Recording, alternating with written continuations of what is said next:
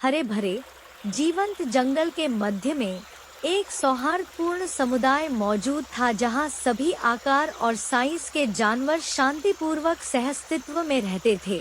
विशाल हाथियों से लेकर छत्र के बीच झूलते फुर्तीले बंदरों तक, प्रत्येक प्राणी ने जीवन के नाजुक संतुलन में योगदान दिया।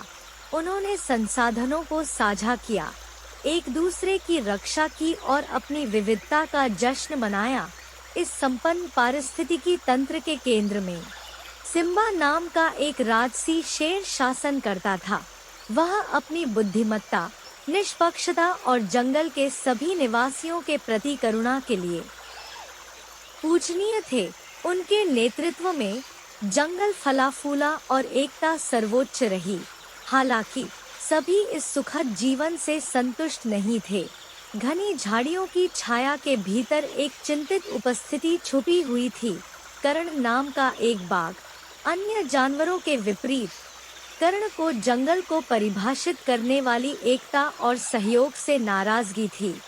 वह सत्ता और प्रभुत्व की लालसा रखता था। उसका मानना था कि ताकतवर को कमजोरों पर शासन करना चाहिए। कर्ण नामक बाघ ने जानवरों के बीच कलह पैदा करने के लिए षड्यंत्र रचा।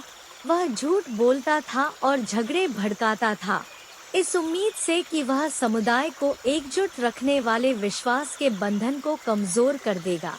लेकिन उनके प्रयासों के बावजूद जानवर उनकी विभाजनकारी रणनीति के आगे झुकने से इनकार करते हुए दृढ़ रहे।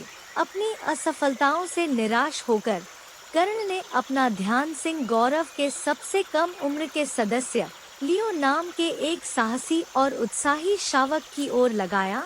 कर्ण ने सिंह में संभावनाएं देखीं और वर्चस्व की तलाश में उसे एक मोहरे के रूप में देखा।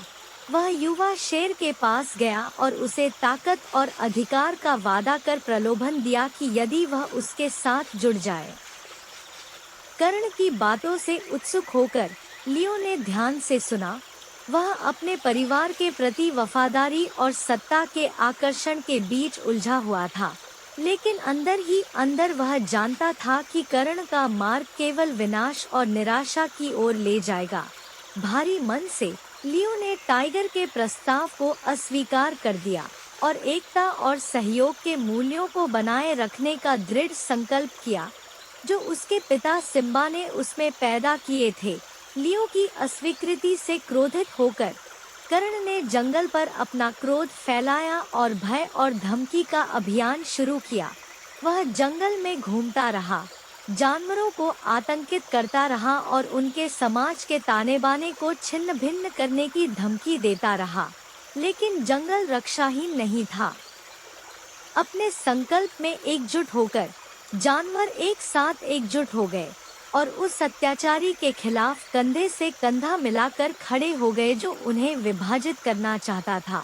सिम्बा के नेतृत्व में और लियो के साहस से प्रेरित होकर उन्होंने विपरीत परिस्थितियों में पीछे हटने से इनकार करते हुए कर्ण का सामना किया।